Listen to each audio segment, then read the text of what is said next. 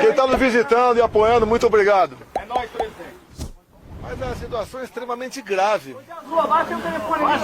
As acusações realmente são terríveis. Pô. Não justifica denunciar da forma leviana como está sendo feito. Os inquéritos, ninguém tem dúvida, até pelos áudios vazados do Tagliaferro com Ailton Vieira, que o processo todo é conduzido, é alterado o tempo todo. Inclusive tem um grau de sigilo mais alto possível, para exatamente ser alterado a maneira que convém ao encarregado do inquérito. Nem vou falar que vocês estão cansados de saber que o inquérito não tem a participação do Ministério Público, a mesma pessoa faz tudo.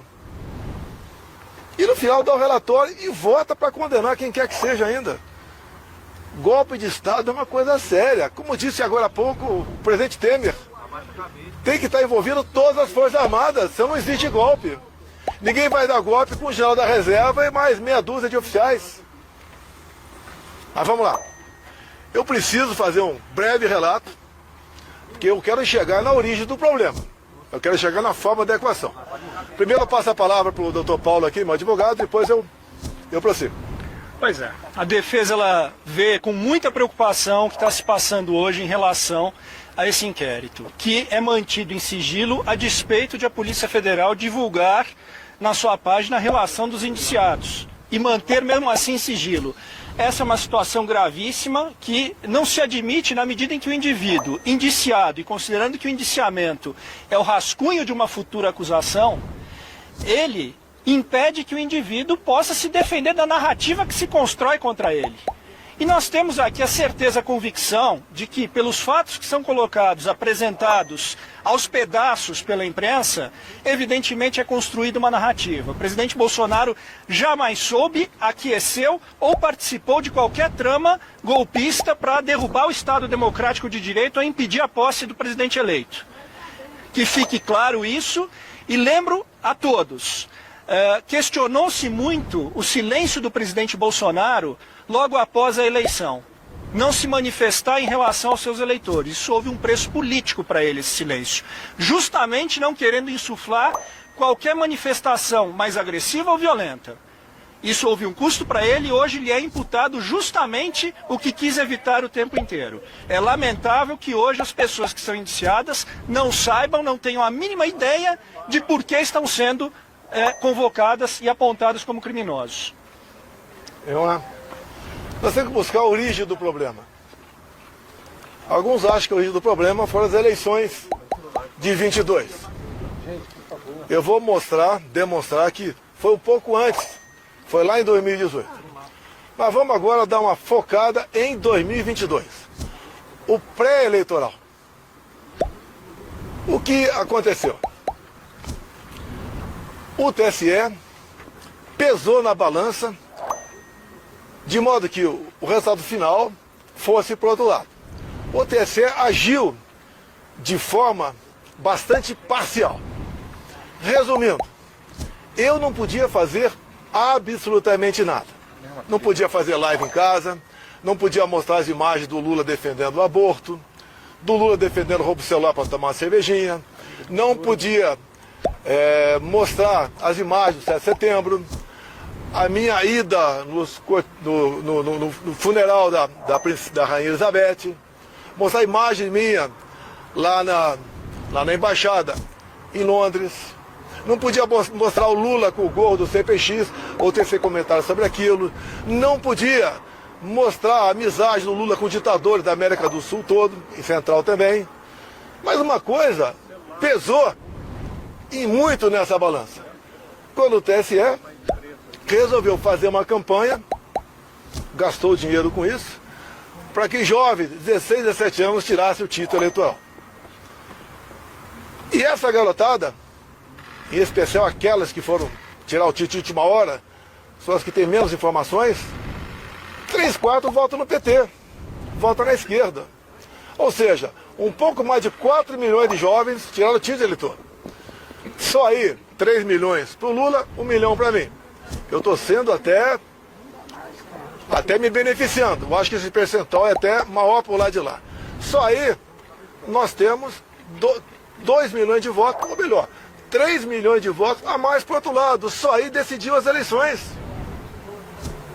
Eu acho que ninguém vai discordar disso aí, entre tantas e tantas outras observações que eu tenho, que o TSE tomou partido. O TSE, inclusive, decidiu que não podia diminuir o preço do combustível.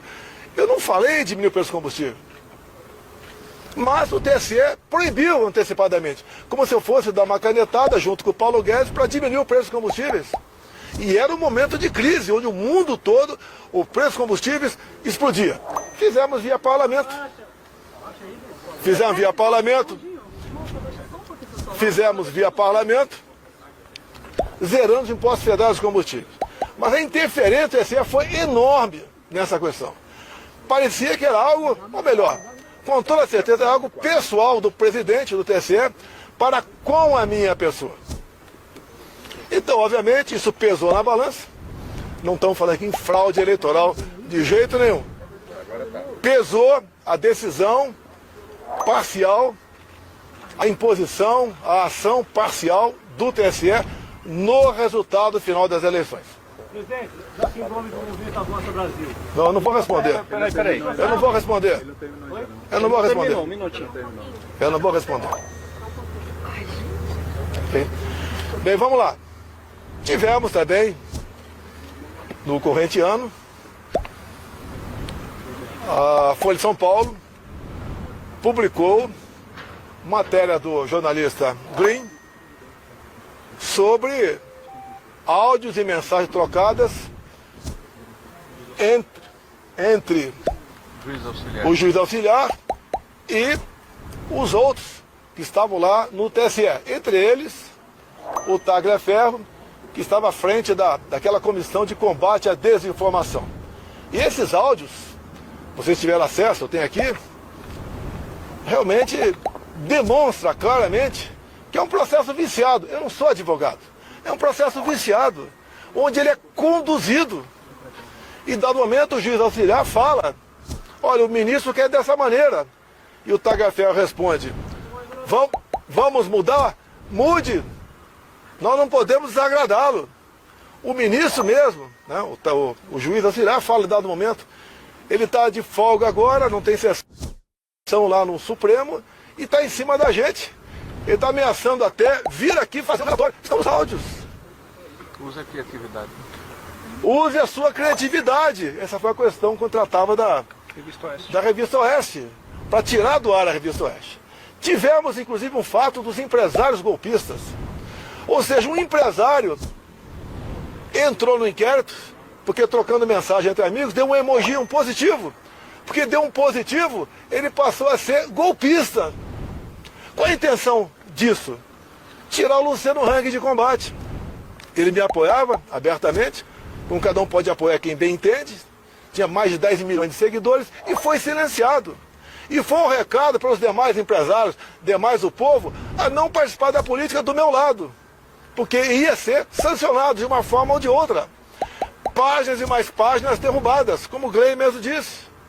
Inclusive, as plataformas não podiam dizer de onde era aquela ordem. É simplesmente ordem. Cumpra-se em poucas horas uma multa milionária. A mídia que nós temos livre, são as mídias sociais. Vocês podem ver, imagine se eu tivesse o poder do presidente do TSE naquela época, o senhor Alexandre de Moraes, e eu fosse investigar o TSE como ele me investigou. Ele me investigava desde 2021, no inquérito das fake news. Por lá de lá, no dia da diplomação do Lula, quando o ministro Benedito passa ao lado do presidente do TSE, o senhor Alexandre de Moraes, e fala, missão dada é missão cumprida. Que missão é essa? Foi cumprida? O Lula foi eleito presidente? Imagina se eu tivesse poderes para quebrar o sigilo do Benedito, quem sabe prendê-lo, como ele fez com gente do lado de cá. Eu acho que eu consegui, inclusive, fazendo pesca probatória, como ele fez por lado de cá, fez à vontade, praticou a pesca probatória, e cada vez mais abrindo novos e novos inquéritos, ignorando completamente o papel do Ministério Público, onde é que ele chegaria? Imagine aquele gesto do ministro degolando alguém. Se fosse com alguém do meu lado, seria o quê? Terrorista? Assassino? E do lado de lá, foi o quê? O que foi aquele gesto? Um gesto de ódio ou um gesto de amor? Investigaríamos também a sua equipe, o juiz auxiliar, o tagliaferro, quebrando sigilo, prendendo. Com toda certeza, muita coisa ia aparecer. Mas no final, é o mais importante que eu tenho a falar para vocês aqui. Presidente, mas o senhor acha... Deixa eu terminar. Então aí nós estamos vendo aqui a participação do TSE para um lado de um candidato que foi tirado da cadeia, foi descondenado, porque ele tinha 3 condenações, pela lei da ficha limpa não podia concorrer, e acabou aí sendo presidente. Também é bom falar aqui, estou inelegível por quê? Porque me reuni com embaixadores. E por que me reuni com embaixadores? Porque 2 meses antes, o senhor Fachin se reuniu com embaixadores também e terminou essa conversa com o embaixador dizendo o quê?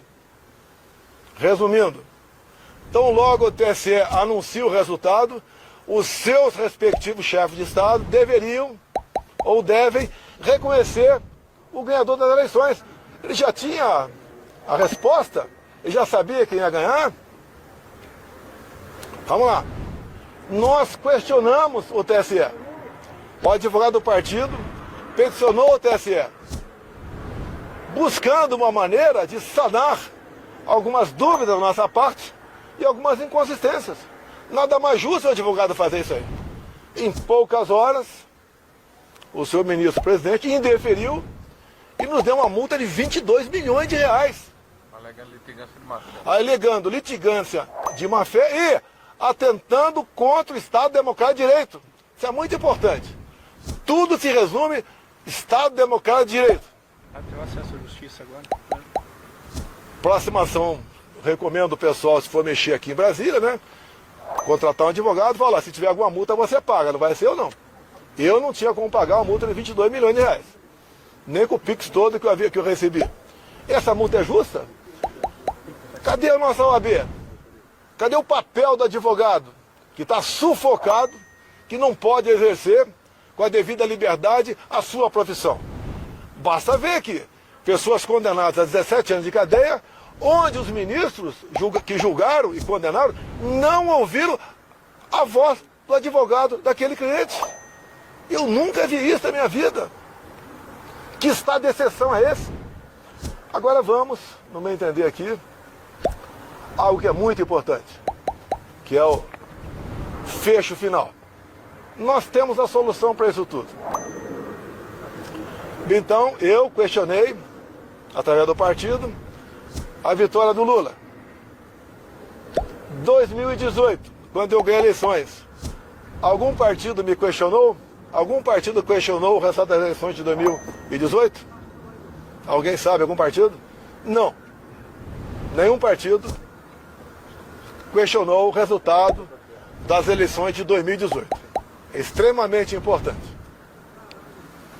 Mas, após o segundo turno de 2018, chegou um papel lá no TSE e a senhora presidente Rosa Weber resolveu,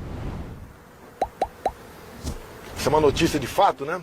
Resolveu oficiar a Polícia Federal requerendo abertura de inquérito. E assim foi aberto o inquérito 1361, novembro de 2018, PF. Então o inquérito foi aberto, eu não sabia. Fiquei sabendo 3 anos depois, que foi questionada a minha eleição. E o TSE deu uma celeridade enorme a esse inquérito. Na primeira semana, o encarregado do inquérito, um delegado da Polícia Federal, colheu informações dentro do TSE. Bem, eu não sabia, ninguém sabia disso, até que chegou o ano de 21.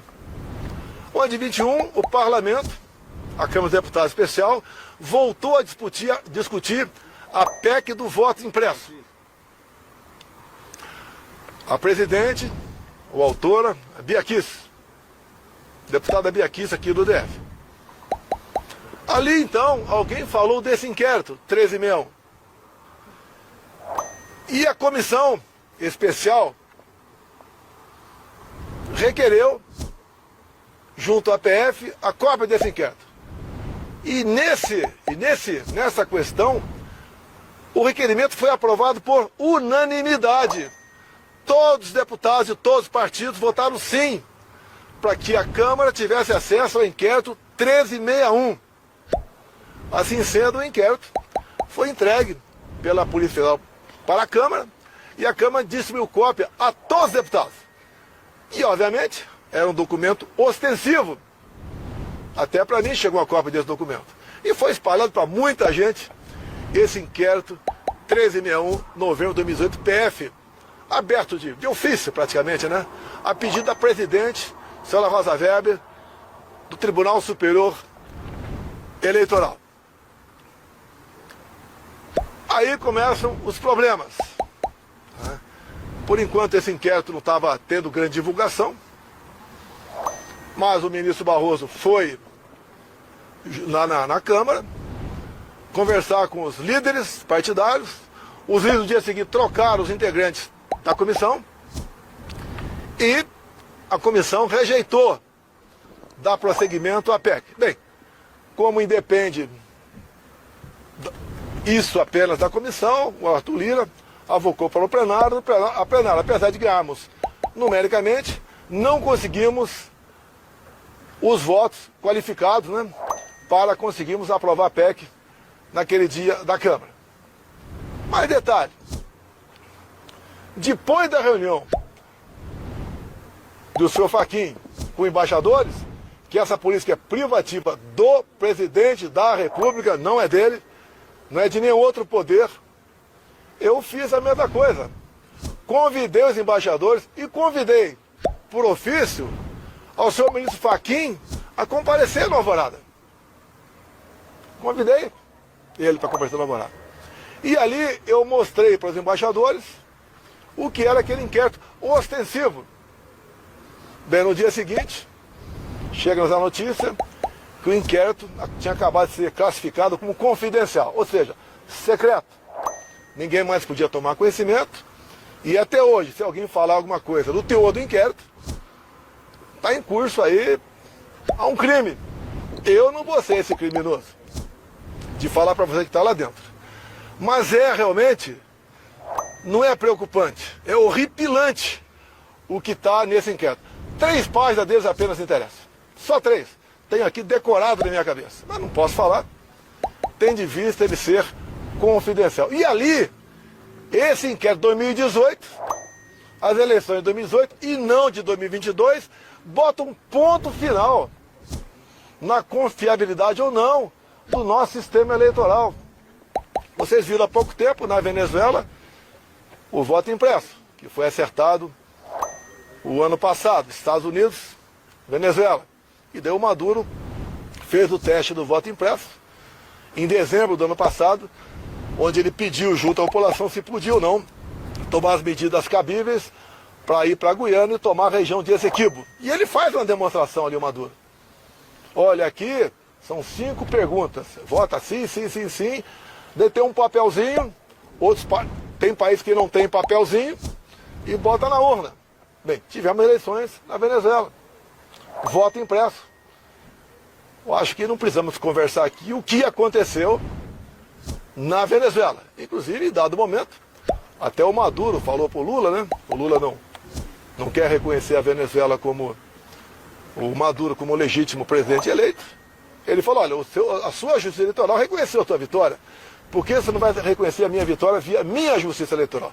Bem, o Maduro não apresentou aí, ó, as planilhas, né? Os mapas, não apresentou nada e foi na mão grande aí, se intitulou vencedor das eleições. Mas isso não está em jogo aqui não. A eleição na Venezuela até o ano passado era igualzinha do Brasil. Passou a ser, agora, começo desse ano, de papel depois de um acerto os Estados Unidos queriam comprar petróleo da Venezuela. Bem, agora, o que eu peço a vocês da imprensa? A imprensa, para o meu advogado, é outro assunto.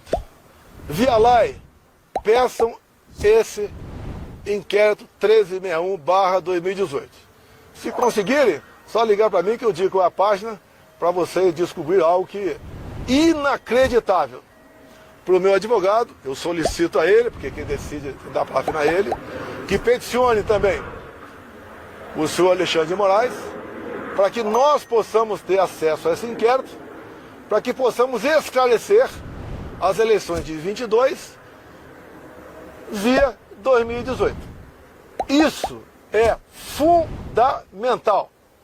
Tem gente que tem dúvidas, tá? E nós podemos dissipar essas dúvidas com um documento oficial produzido pelo próprio TSE, por iniciativa própria da senhora Rosa Weber, que pediu para a Polícia Federal, ou determinou, que fosse aberto esse inquérito.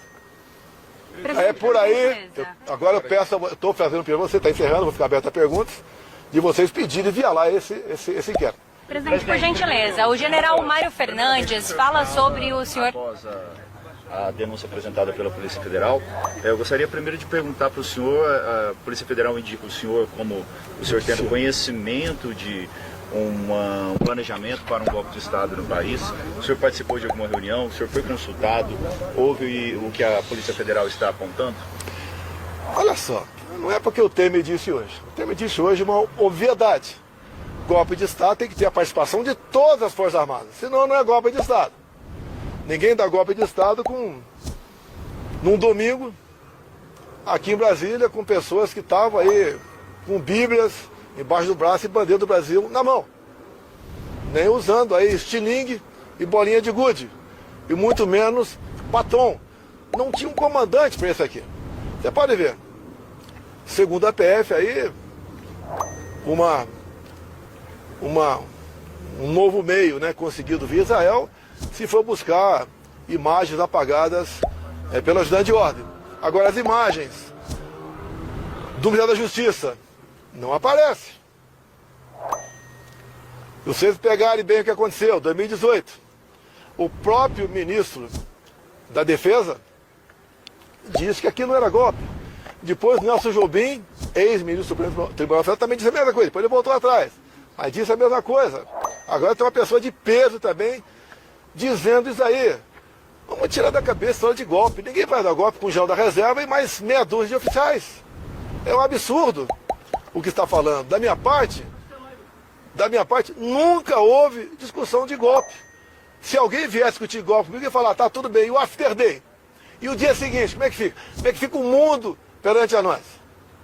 Agora, todas as medidas possíveis, dentro das 4 linhas, dentro da Constituição, eu estudei. O general Mário Fernandes diz que o senhor teve conversas com ele. Desse plano ou não? Oi? O senhor tinha conhecimento desse plano? Zero, golpe, zero. O general Mário Fernandes diz que ele conversou com o senhor em outras ocasiões no Planalto, inclusive no Alvorada.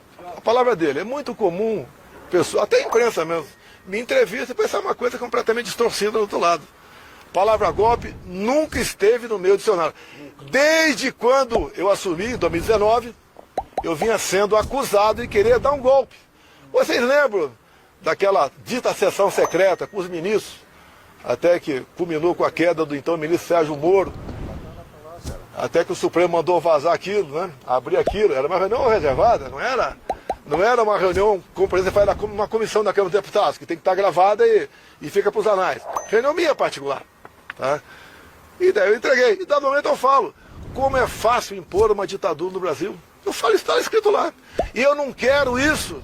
Tanto é que eu quero isso, para que isso não ocorra. Até nesses áudios vazados aí, me ofende até. Ah, ele é isso, ele é aquilo. Não faço, jamais faria algo fora das 4 linhas. Dá para você resolver os problemas do Brasil, os seus problemas, inclusive, dentro da Constituição. Presidente, os militares envolvidos no inquérito indicam que o senhor, em determinado momento, teve uma ata que o senhor poderia assinar e que eles estavam pressionando o senhor para que isso fosse assinado até o dia 12, que era o dia da diplomação. O senhor, esse papel foi apresentado ao senhor em algum momento, em alguma conversa? Você tem acesso a esse papel? Não, eu não tenho esse Não, papel. peraí, eu quero saber quem tem. Eu quero saber Nós quem não teve temos acesso. acesso a nenhum Olha só. documento da investigação Mas até é que ele hoje. falou Não, de pera. áudio, doutor. Tem que- É importante aqui. É importante aqui, vê? Nesse áudio do General. juiz, Do juiz Ayrton Vieira. do Ayrton Vieira, do Tagliaferro, tá? E no momento ele fala, vamos carregar num 142. Bem, eu conheço a Constituição. 142 é aquele artigo que está à disposição, né? Segundo a interpretação de alguns juristas, de outros não, à disposição de qualquer um dos poderes quando um dos poderes está exorbitando. Então existe isso lá. E quando se fala em 142, é uma adesão direta do presidente. Eles vinham discutindo lá dentro o estado de sítio.